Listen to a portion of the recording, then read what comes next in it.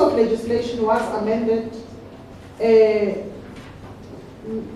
labor broking or the mushrooming of labor consultants that found themselves actually employing people on behalf of other people was done so because in the piece of legislation there were things that were not identified.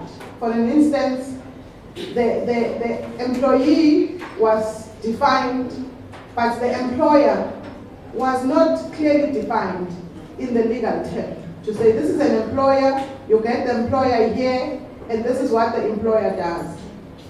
But then also the issues of a person who comes in and gets temporary employment from the employer. To say a person can be employed temporarily for how long? Those were things that were not defined by the previous bill. Hence, the bill needed to be amended. But I can assure you, because I sit in that committee, what we have arrived at as a committee and put it through the House, which was adopted, but you get your DA and your other political parties which did not support our very progressive view to say a person has to be employed temporarily for 3 months.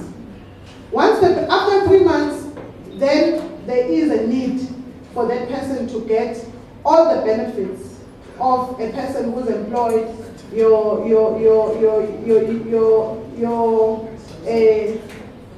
pension, medical aid, and so on and so forth.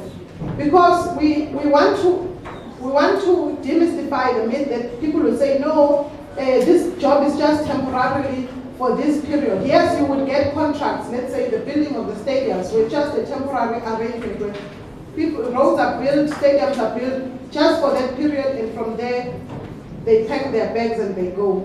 But you get continuous people renewing contracts.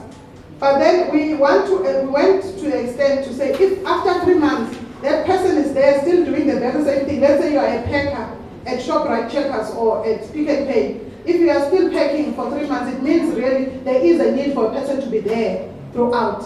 So all the benefits has to kick in. Now in drawing legislation, you need to acknowledge that you cannot just say, yeah, you are banning this. There are technicalities. You need to put in things and requisites so that whoever challenges the bill, Parliament must not be found wanting, must not be found to say they have put in an unconstitutional piece of legislation forward.